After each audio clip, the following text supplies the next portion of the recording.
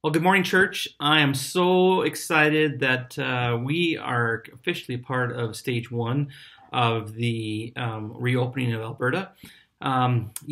It's exciting, but it's scary too. And we want to be safe. We do things correctly, and we're hoping that you will help us to work with us through this time. We are going to have hand sanitizer. We don't have to take names when people come, so we can trace things properly. We're going to have separation of in space in the sanctuary itself. We can only have 50 so far in worship. So what it's going to take some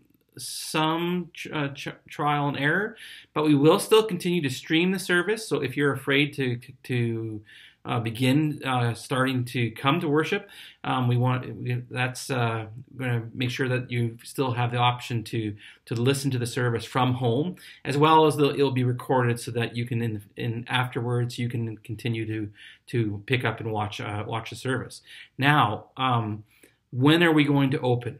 Well, my feeling is, as your pastor, is that I want to be cautious.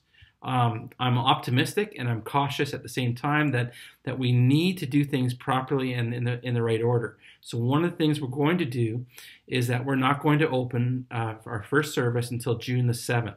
June the 7th will give us some time to see how the province is progressing and to make sure that we're not jeopardizing any of our seniors, putting anybody has health issues into a precarious situation. There will not be church for the children, like Sunday school or children's church. There will not be a nursery, so children and the infants will need to stay with families. Families will be able to sit together, but the rest of us will need to separate ourselves. Masks, now, on the other hand, will be optional. It will be at your comfort level. Now, I would suggest, again, as your pastor, that you would either have a homemade mask or a store-bought mask available to you. We will try to be producing some, and we'll have some available, but we want to be safe, and we want to make sure that you're safe. So we will be sanitizing the sanctuary in between services. We will be providing hand sanitizer to you as you come in the door and as you depart from the door. We will be doing all kinds of things like that to be sure that you're safe. The order of service will be changed in order for us to provide a safe atmosphere for you as well. The worship team will be singing, but we're not to sing. We will take our offering differently. We'll provide a way at the end of the service for you to be able to bring your offering to the front, or your tithes and offerings to the front, as well as prayer requests and any decision that you've made for this Sunday. So it's going to be quite a bit different, but you know what? It's a way for us to try to do things in a special way, and possibly we'll pick up some things that we like and that we'll continue to do even when we get back to more of a normal service. Aren't you excited? I am super pumped that I'm going to get to see you. As your pastor, I will wear a mask for when I'm greeting you and when I get to talk to you after the service.